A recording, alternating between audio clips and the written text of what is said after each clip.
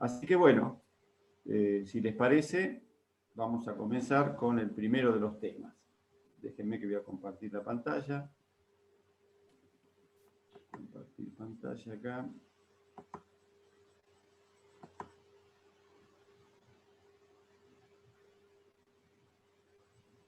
Vamos a minimizar. Bueno, muy bien. Díganme si se escucha bien. Bueno, díganme si no se escucha bien. ¿Sí? Si se escucha bien y se ve bien la pantalla, bueno, voy a comenzar la clase. Bueno, Sí. el tema de hoy se escucha, ¿verdad? ¿Se escucha Sí, bien? por lo menos de mi lado se escucha bien. Bueno, este año andamos con mejor, desde el punto de vista así, del método que usamos para dar la clase, andamos mejor que el año pasado. Por lo menos hasta acá vamos mejor. Bueno, el tema de hoy se refiere al intercambio, como dice acá el título, al intercambio iónico del suelo. ¿Sí? Hay una propiedad importante en los suelos agrícolas que es importante medir, esta propiedad, esta variable, que es la capacidad que tiene un suelo de intercambiar cationes. ¿Sí? Acá vamos a hablar en general del intercambio iónico, pero después nos vamos a referir al intercambio de los cationes. ¿Sí? O, dicho de otra manera, nos vamos a referir a los cationes intercambiables. A ver, por qué no pasa la diapositiva. Vamos a pasar por acá.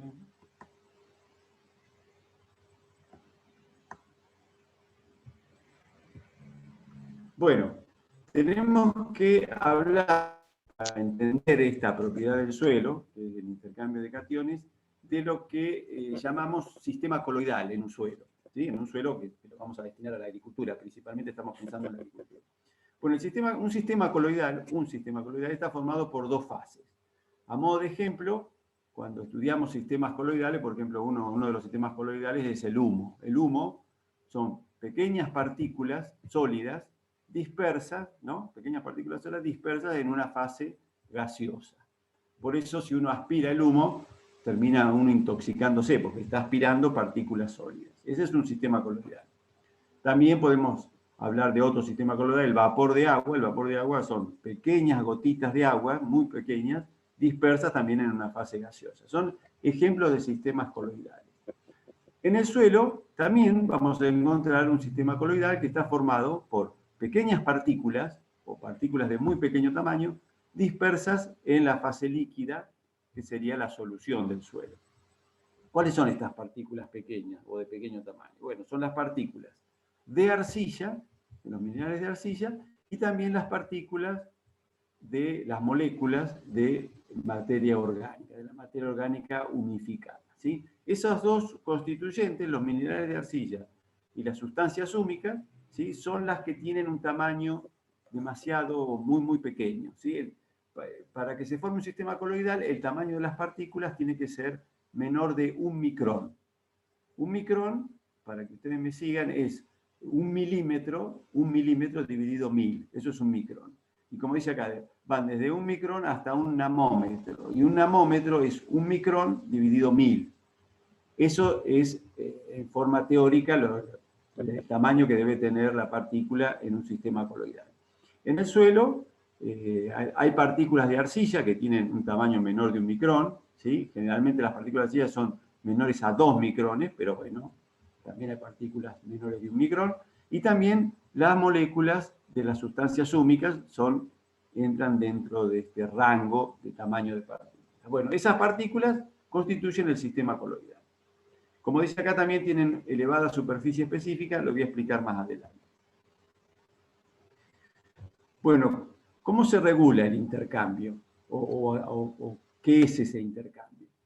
Estas partículas coloidales, además, se caracterizan porque tienen también carga eléctrica. O sea, no solamente son partículas en sí mismas, sino que además estas partículas tienen carga eléctrica que generalmente predominan las cargas eléctricas negativas en las partículas coloidales. Es decir, son partículas muy pequeñas que están cargadas eléctricamente y que estas cargas predominantemente son cargas negativas. Entonces, sobre estas cargas negativas, ¿sí? Se retienen, se adsorben, con D, adsorben, elementos químicos que tienen carga positiva, que son lo que llamamos los cationes. Y este intercambio, digamos, de cationes, ¿por qué hablamos de intercambio? Porque si las plantas quieren obtener estos cationes, que muchos de estos cationes son nutrientes para las plantas, ¿sí? Lo tienen que intercambiar, como un intercambio de figuritas. Si quiere agarrar, por ejemplo, un calcio, que tiene doble valencia positiva, tienen que ceder, por ejemplo, 2 hidrogeniones. El pH también regula el intercambio y además algunos procesos pedogenéticos como la salinización, es decir, si hay sales en el suelo, la falta o no de oxígeno, ¿sí? La gleisación es un proceso que se caracteriza por la ausencia de oxígeno. Y además, bueno, otros procesos también participan. Lo vamos a ir viendo más adelante. Entonces, sobre estas partículas de arcilla y materia orgánica que tienen carga, ese es un esquema, tienen carga eléctrica negativa, se van a retener, se van a absorber elementos químicos, ¿sí? Que tienen cargas positivas, ¿sí? Y lo que tenemos que tener en cuenta es que muchos de estos elementos químicos que se absorben son nutrientes para las plantas. Y las plantas los toman porque lo necesitan para el desarrollo y el crecimiento. Entonces de acá surge el concepto de capacidad de intercambio catiónico, o SIC. Se abrevia con estas 3 letras, C y C, se pronuncia SIC. Entonces es importante en un suelo agrícola medir cuál es esta capacidad de intercambio catiónico, porque en función de esta capacidad de intercambio catiónico el suelo va a ser, desde el punto de vista químico, ¿no?, más fértil o menos fértil, porque allí se van a encontrar elementos químicos que son esenciales para el crecimiento de las plantas. Entonces, en la matriz del suelo, como dice acá, predominan cargas eléctricas negativas que provienen de los minerales de arcilla y de la materia orgánica cuando ya está humificada, del humus. En esta representación podemos ver un suelo ideal, ¿no? Que idealmente podemos decir que un suelo que tiene una buena propiedad, una buena condición física, el 50% está ocupado por espacio poroso, ¿sí? Es importante que un suelo tenga un buen espacio poroso. Generalmente decimos que el 50% de espacio poroso es una buena condición física. También en un suelo ideal, un buen contenido de materia orgánica, un suelo que está bien provisto de materia orgánica, puede tener un valor aproximado al 5%, ¿sí? Los suelos más fértiles, por ejemplo, de nuestro país, si nos vamos si estoy pensando en la zona núcleo, ¿no?, en la zona de Pergamino, donde se hace maíz de alto rendimiento, donde se hace soja, los valores de materia orgánica superan el 5%. Son valores que normalmente andan en el orden del 7%, 8%. Pero un suelo con un 5% de materia orgánica, por ejemplo, para nuestra zona es muy bueno, es excelente, ¿sí? Bueno, ese es un valor de materia orgánica que podemos tener como valor de referencia. Y el 47% en este esquema, ¿sí?, el otro porcentaje restante corresponde a la fracción mineral inorgánica, y vamos a reconocer dentro de esta fracción inorgánica mineral 3 tamaños de partículas, que son la arena, el limo y la arcilla. La arena son los tamaños de partículas más grandes, ¿sí?, y la arcilla el tamaño más pequeño, más fino. Entonces, tenemos que definir de alguna manera o hablar de la textura del suelo. No se tiene que confundir textura con estructura, ¿sí? La textura del suelo se refiere a esta proporción que hay de estos 3 elementos, arena, limo y arcilla, y en función de los porcentajes de arena, limo y arcilla que tenga una muestra de suelo, se reconocen 12 tipos o 12 clases texturales, ¿sí? Bueno, la clase textural, la mejor clase textural, llamémosle así, es la clase textural franca, o franco o franca, ¿sí?, en la cual resulta de una proporción equilibrada de arena, limo y arcilla, ¿sí?, que no es el 33% de cada constituyente, sino que, como dice acá, un suelo de textura franca tiene 40% de arena, ¿sí?, 20% de arcilla y 20% de limo. Esa sería la proporción más equilibrada para un suelo franco. La arena, bueno, es la de tamaño de partícula más grande, va entre...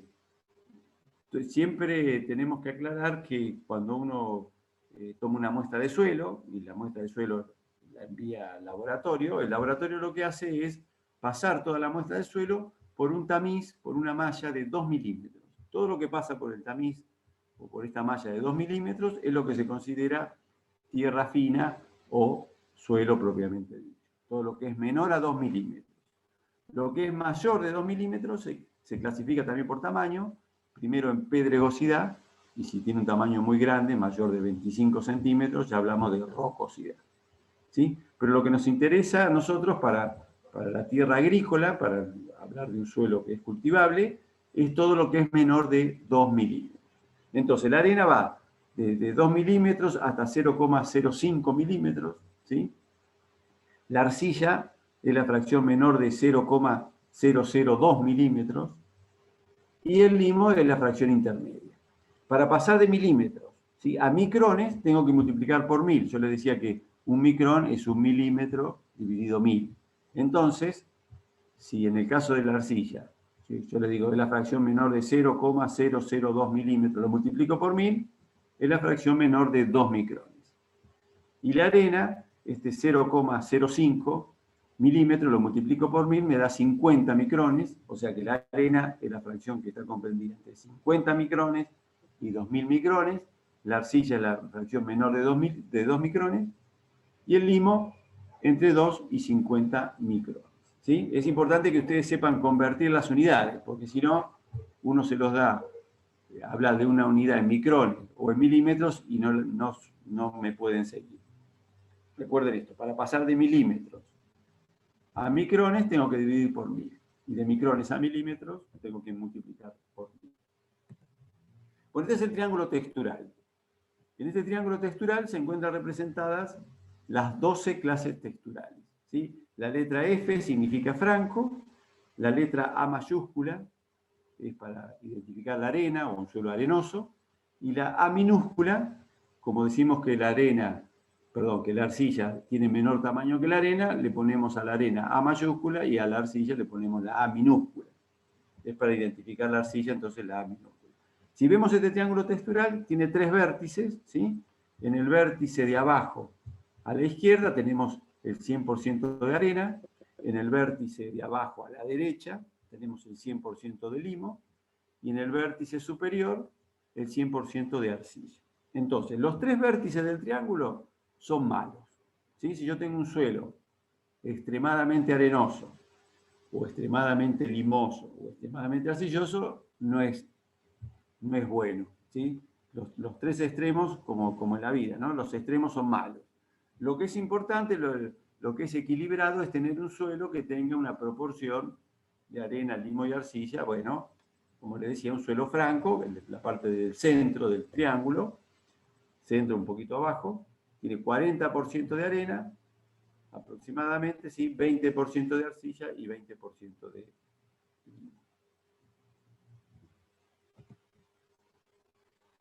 Bueno, vamos a hablar ahora de condiciones de acidez del pH del suelo. El pH del suelo en sí mismo no me brinda mucha información. Si yo a un suelo lo único que le mido es el pH, bueno, lo único que puedo saber si está cerca de la neutralidad, si es ácido o si es alcalino. Pero si relaciono esta propiedad, el pH del suelo, con la capacidad de intercambio catiónico del suelo, puedo tener información valiosa. Lo que tenemos que saber es lo siguiente. Hay algunos cationes, ¿sí?, el hidrógeno y el aluminio, que determinan la acidez del suelo, ¿sí? Son cationes que están relacionados con los pHs más bajos, ¿sí?, con los pHs que llamamos ácidos, ¿sí? Por ejemplo, un pH muy ácido sería un pH inferior a 5, ¿sí?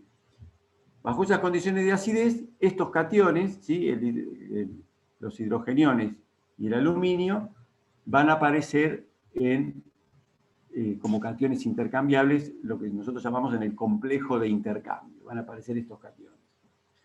En cambio, estos otros cationes que figuran a continuación, el calcio, el magnesio, el potasio y el sodio, actúan de alguna manera neutralizando esa acidez, contrarrestando la acidez. Por ese motivo se los considera cationes básicos, ¿sí?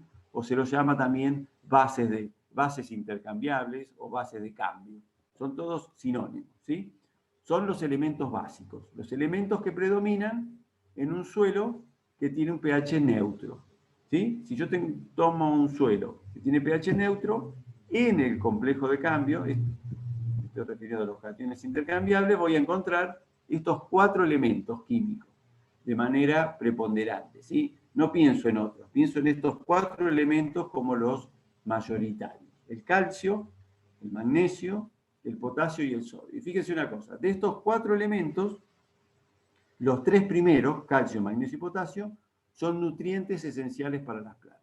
El sodio no es un nutriente esencial para las plantas.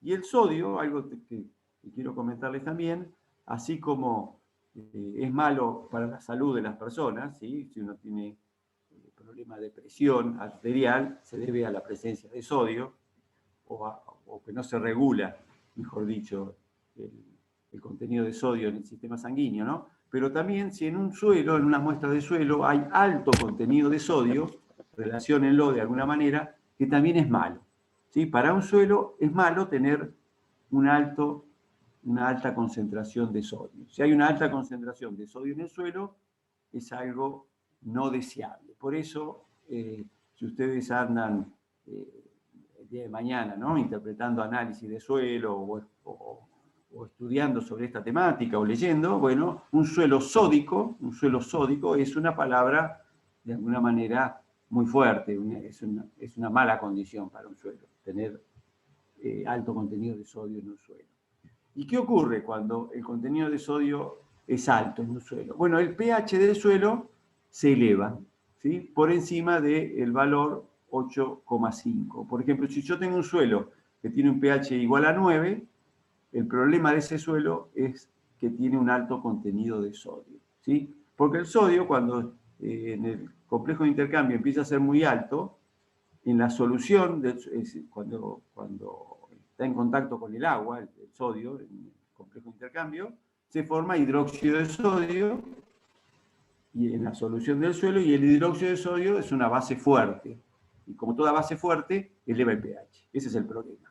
Cuando el contenido de sodio empieza a ser alto, en la solución del suelo se forma hidróxido de sodio, y este hidróxido de sodio es el responsable de aumentar el pH a un valor superior a 9. Entonces yo mido un suelo, el pH del suelo, me da un valor de pH 9, puedo inferir, lo tendré que demostrar, lo tendré que medir, pero que ese suelo puede tener un problema de alto contenido de sodio.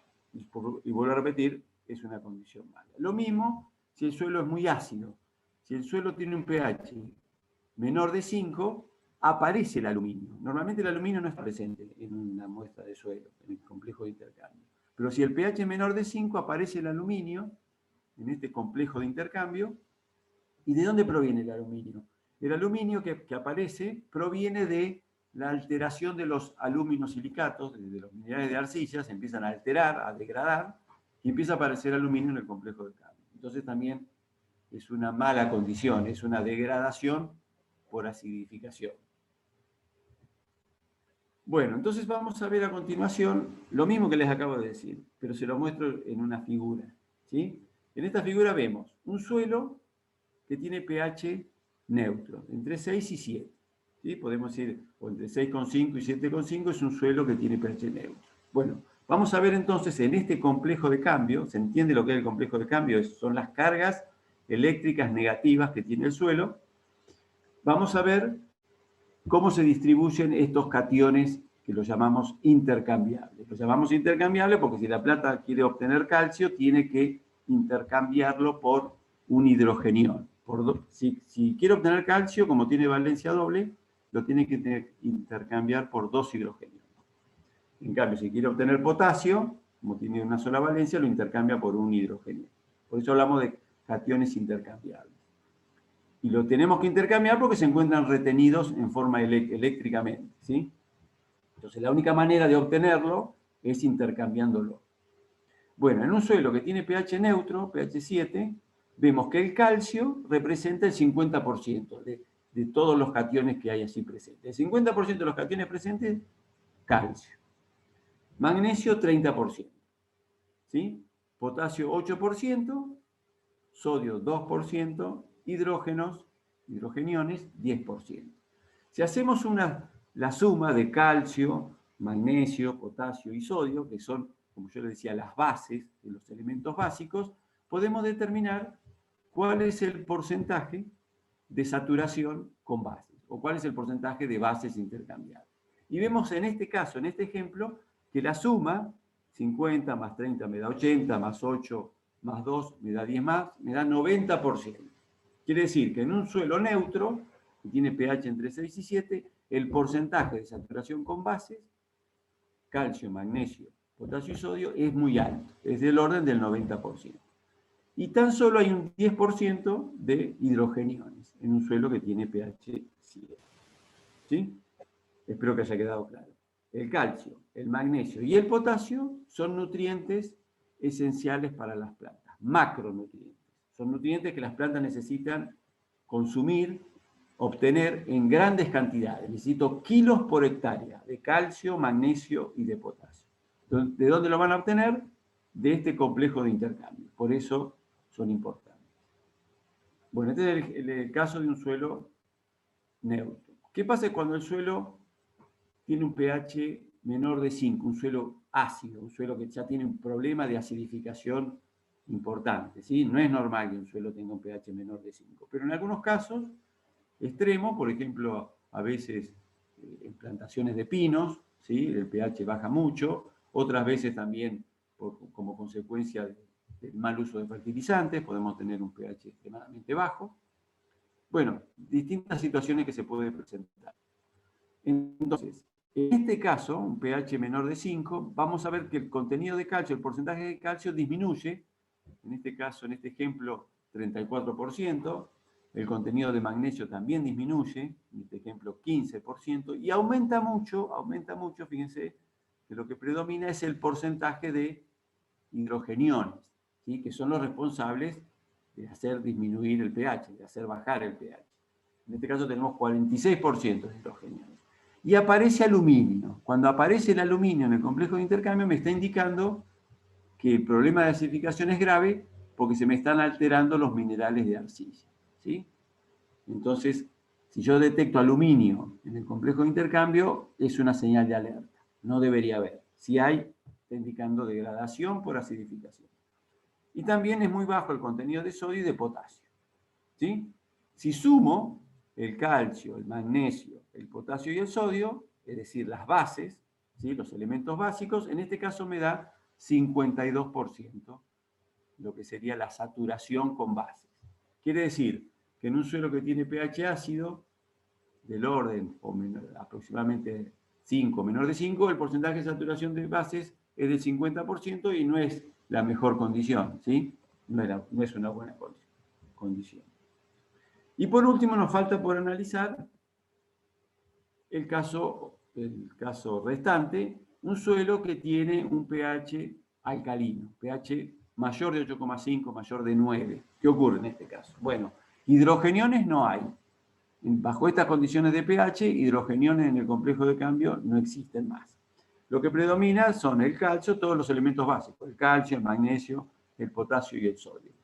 Pero cuando el pH se eleva por encima de 9, de 8,59, esto se debe a que el sodio, ¿sí?, supera un umbral que es el 15%. ¿Sí? Cuando el sodio supera al 15% de presencia en el complejo de intercambio, ¿no? Hablamos de que el suelo ya tiene problemas de sodio y hablamos de porcentaje de sodio intercambiable, que lo llamamos PSI. El porcentaje de sodio intercambiable no es ni más ni menos que el porcentaje de sodio que hay respecto del calcio, magnesio y potasio, de la suma, ¿sí? Entonces, lo que vemos es lo siguiente. Cuando el PSI, el porcentaje de sodio intercambiable, supera el 15%, como dice acá, el pH empieza a aumentar por encima de 8,5. Por ejemplo, si tengo un PSI del 20%, el pH podrá ser de 9. Y ahí ya tengo un problema. porque el suelo se vuelve extremadamente alcalino, y el problema principal de los suelos sódicos no es tanto los contenidos de calcio, magnesio y potasio, que como ven acá son contenidos altos, ¿sí? O sea, hay mucho calcio, mucho magnesio y hay mucho potasio.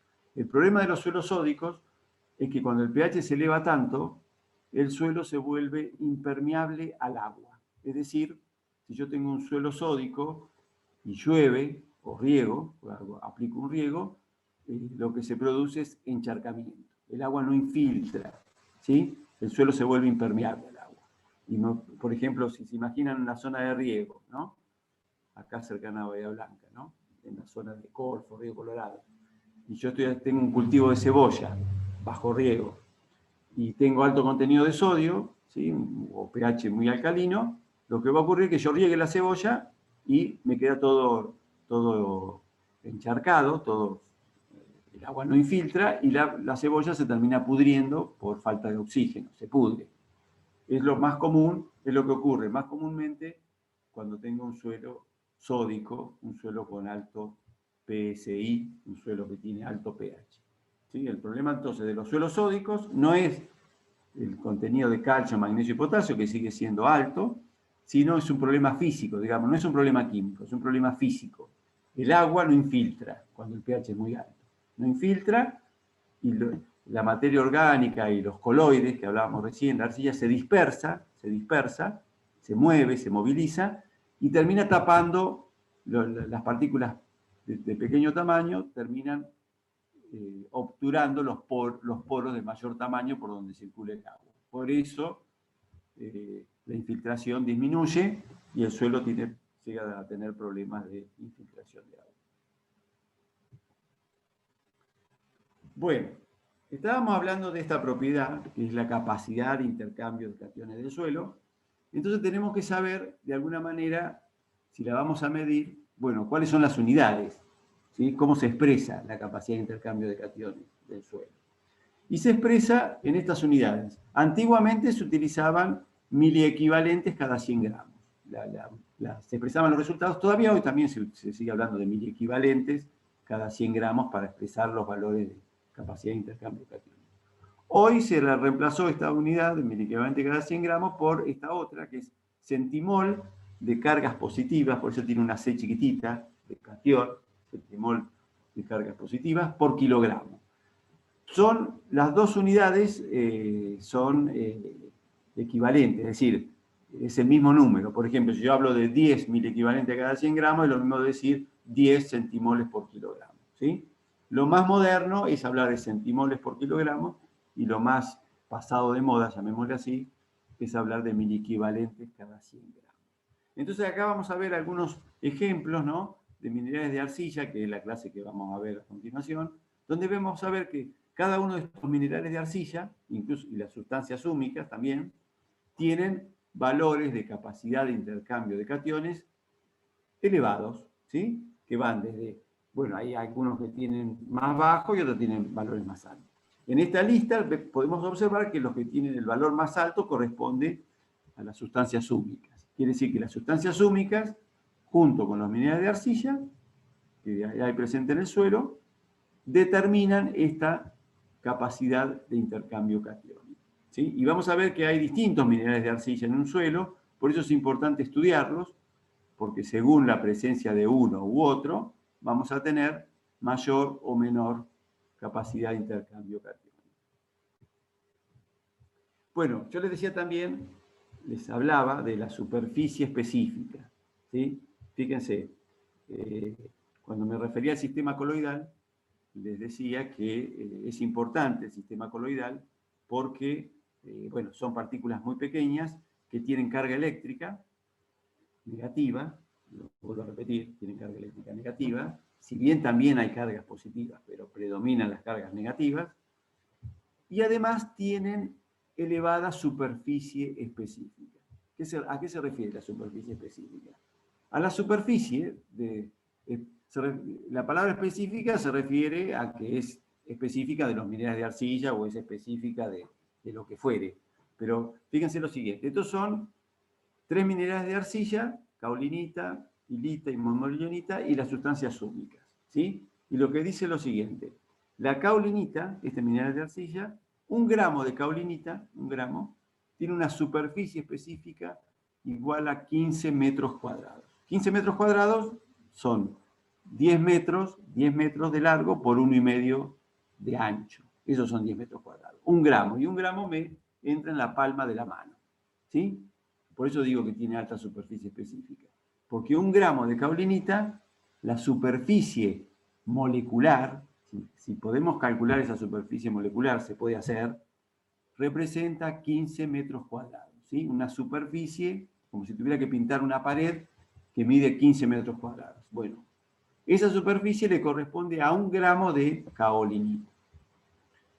En el caso de la hilita, otro mineral de arcilla, 1 gramo de este otro mineral de arcilla tiene una superficie específica de 250 metros cuadrados. Ya estoy hablando de un terreno de 10 metros por 25 de fondo. Esa es la superficie de 1 gramo de hilita. Vuelvo a repetir, superficie molecular. La montmorillonita, 1 gramo, tiene una superficie de 700 metros cuadrados. Acá estoy hablando de un terreno de 20 metros de ancho por 35 de fondo. Enorme terreno. Esa es la superficie de 1 gramo de montmorillonita. Y las sustancias húmicas, bueno, tienen todavía una superficie que puede aún ser mayor, ¿sí? Entonces, bueno, estos coloides que vamos a encontrar en el suelo, repito todo para que les quede, que son las partículas de arcilla, que son muy, muy pequeñas y muy delgadas, ahora vamos a hablar de ellas, y las moléculas de las sustancias húmicas no solamente tienen carga eléctrica negativa, sino que tienen gran superficie. Por eso, por ese motivo, por esos dos motivos, por la elevada superficie específica que tienen, y además porque tienen carga eléctrica negativa, retienen sobre esta superficie a los cationes intercambiables, que después las plantas los van a tomar para la nutrición mineral.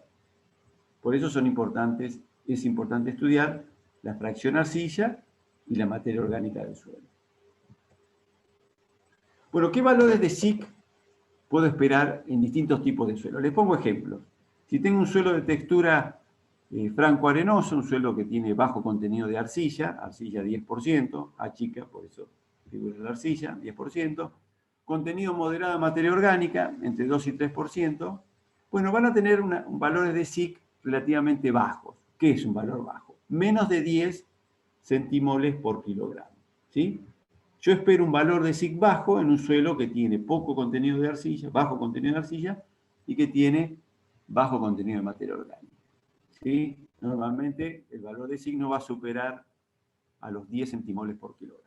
Un suelo franco, ya con 20% de arcilla, ¿sí? Por eso pongo la A chica, 20% de arcilla, bien provisto de materia orgánica, 4 o 5%, el valor de SIC de ese suelo franco, de ese buen suelo agrícola, va a ser entre 15 y 20 centimoles por kilogramo. Ese es un buen valor de capacidad de intercambio de cationes, ¿sí? Y un suelo ya de textura muy arcilloso, y también imagínense si además tiene alto contenido de materia orgánica, 40% de arcilla, me espero valores todavía más altos, ¿sí? 25, 30, un valor de SIC de 30 realmente es un valor elevado. Aquellos los que tienen muy alto contenido de arcilla. Pero tener un alto contenido de arcilla tampoco es lo ideal para un suelo agrícola porque son suelos que son muy difíciles de trabajar y bueno, generan otros inconvenientes. O sea, desde el punto de vista químico es bueno, pero desde el punto de vista físico son suelos que tienen mucha microporosidad, son suelos que el agua no infiltra bien. En fin, no es lo ideal. Pero desde el punto de vista químico, un suelo arcilloso tendría una buena capacidad de intercambio catiónico, una alta capacidad de intercambio catiónico. Bueno, es importante desde el punto de vista agronómico, por supuesto que es importante, ¿sí? Porque en definitiva la SIC del suelo va a depender del contenido de arcilla y del contenido de materia orgánica. Contenido de materia orgánica humificada, ¿no?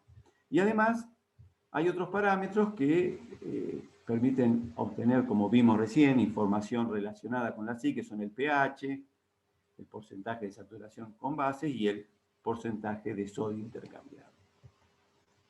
Bueno, acá es un esquema donde podemos ver una raíz, ¿no? Una representación, por supuesto, de una raíz, y toda la rizosfera de todas las raíces, ¿no?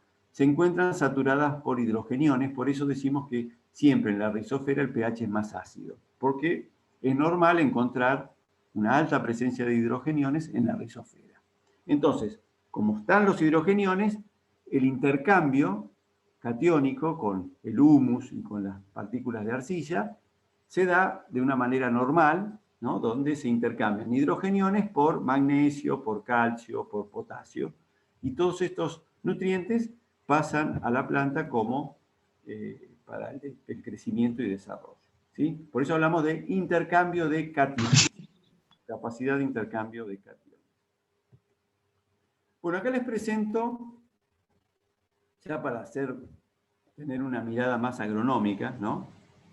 Ya que estamos hablando de suelo, bueno, les presento una tabla donde podemos ver un listado de nutrientes en la parte de la izquierda, nitrógeno, fósforo, potasio, calcio, magnesio y azufre, y en la parte de la derecha vemos los requerimientos totales que se necesitan de cada uno de estos nutrientes para obtener 1 tonelada de grano, o sea, 1000 kilos de trigo, 1000 kilos de maíz y 1000 kilos de soja. Vamos a ver ahí qué cultivo es más, extrae o requiere más nutrientes que el otro. Y en la parte de más aún a la derecha, el índice de cosecha. El índice de cosecha lo que significa es cuánto se lleva un cultivo después que se cosecha, porque son dos cosas diferentes. ¿Qué cantidad de nutrientes se necesitan, ¿sí? Para que la planta se desarrolle y fructifique, llegue a un rendimiento determinado, y después cuando se cosecha, no se cosecha toda la planta, se cosecha solamente el grano, cuánto se exporta de una hectárea de un suelo agrícola, ¿no? Entonces eso es el índice de cosecha. El 75, en el caso de la soja, para el nitrógeno, el 75% de estos 80 kilos de nitrógeno que se necesitan para obtener 1 tonelada de grano, el 75% se va con el grano. Ese es el índice de cosecha. Después léanlo cada uno en forma detenida y lo van a entender bien, creo yo. Acá lo que vemos es lo siguiente. Tenemos algunos nutrientes, los 6 primeros, el nitrógeno, el fósforo, el potasio, el calcio, el magnesio y el azufre, donde se necesitan grandes cantidades por hectárea, ¿sí? Kilos, porque para 1 tonelada de grano voy a necesitar 80 kilos en el caso del nitrógeno y en el caso de la soja, voy a necesitar 8 kilos en el caso del fósforo.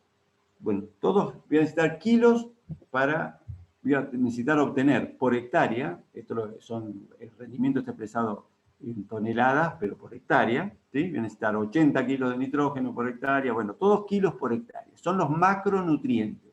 Estos 6 elementos son los macronutrientes, son los nutrientes que más necesitamos tener en mayor cantidad para obtener alto rendimiento. Por eso normalmente uno fertiliza con nitrógeno, con fósforo, a veces también se fertiliza con potasio y muchas veces también con azufre. Entonces, todos estos nutrientes se aplican al suelo grandes cantidades, macronutrientes. Necesitamos kilos por hectárea. En cambio hay otros elementos menores, el boro, el cloro, el cobre, bueno, toda la lista, el hierro, el manganeso, el molibdeno y el zinc, que se necesitan apenas unos gramos. Por eso hablamos de macronutrientes, los primeros, y micronutrientes, los últimos. En total, en esta lista son 13, entre macro y micronutrientes, y en realidad faltaría incluir el níquel, que el níquel recientemente se lo considera también un micronutriente. Recientemente, bueno, no tan recientemente, ¿no? El níquel es también un micronutriente, y en total, bueno, constituyen 14 nutrientes esenciales para las plantas. Pero ustedes tienen que saberlos cuáles son. Lo tienen que saber de memoria porque están estudiando agronomía. Tienen que saber cuáles son los macronutrientes y cuáles son los micronutrientes. Es muy importante que lo sepan, y vuelvo a repetir, y que lo vayan memorizando, ¿no? En los exámenes normalmente alguna pregunta relacionada con los macro y los micronutrientes va a haber. Yo me lo sé de memoria. Por ejemplo, los micronutrientes tenemos el hierro y el cobre, que son dos cationes metálicos muy comunes. El manganeso y el zinc, los dos tienen una N, manganeso y zinc.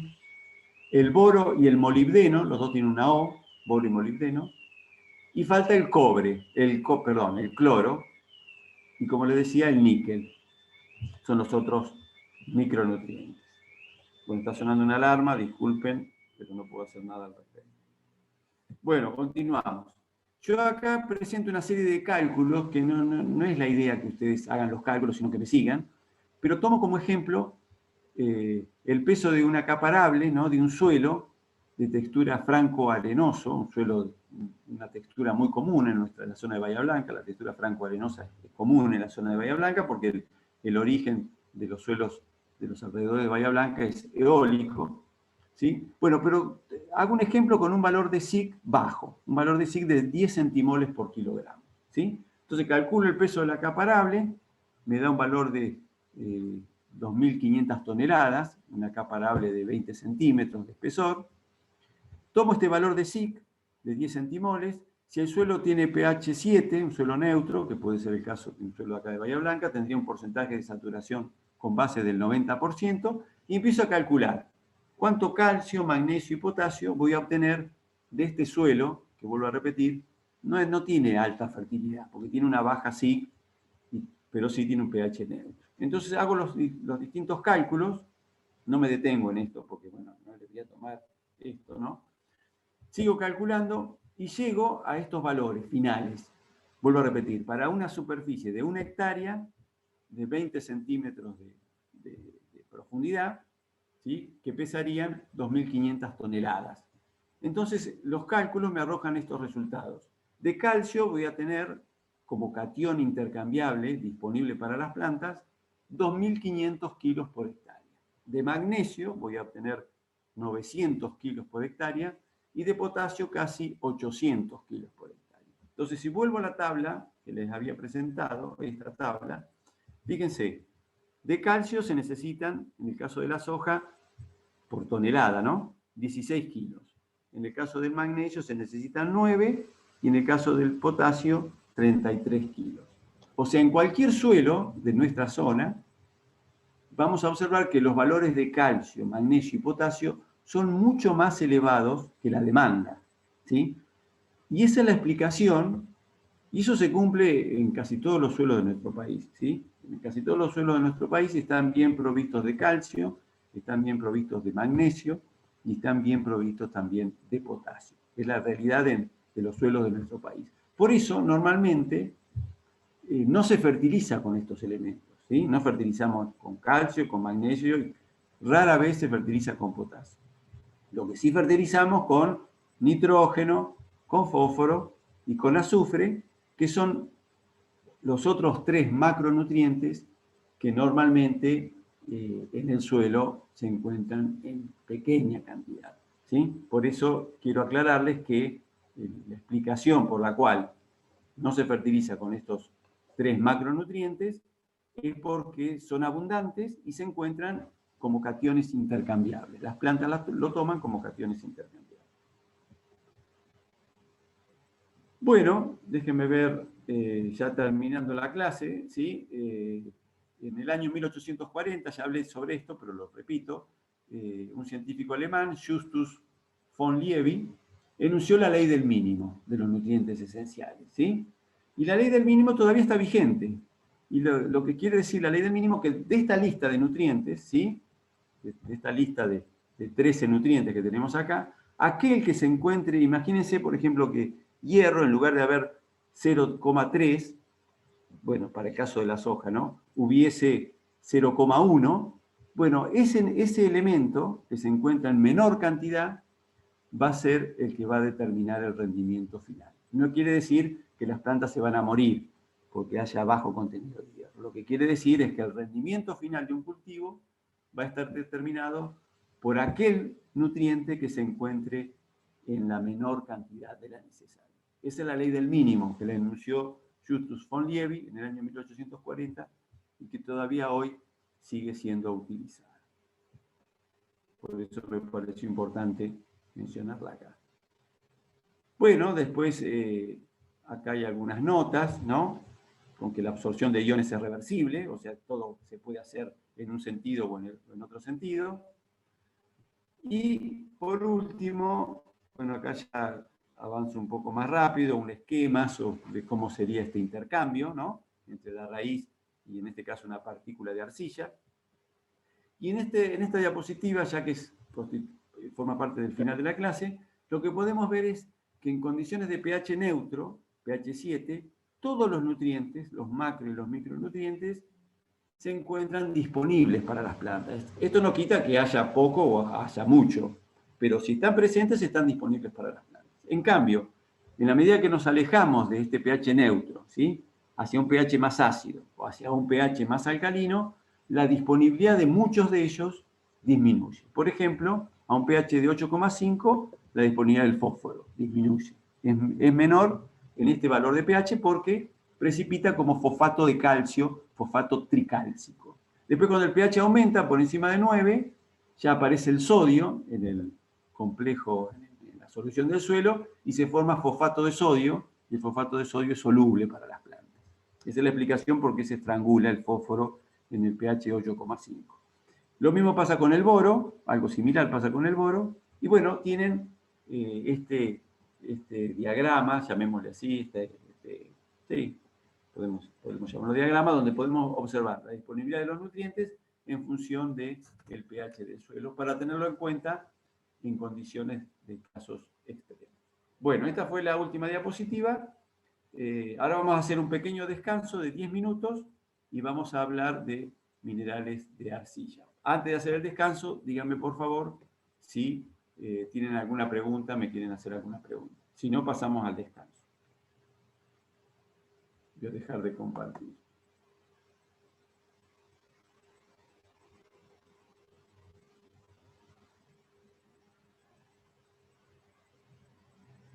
Bueno, asumo que no hay preguntas.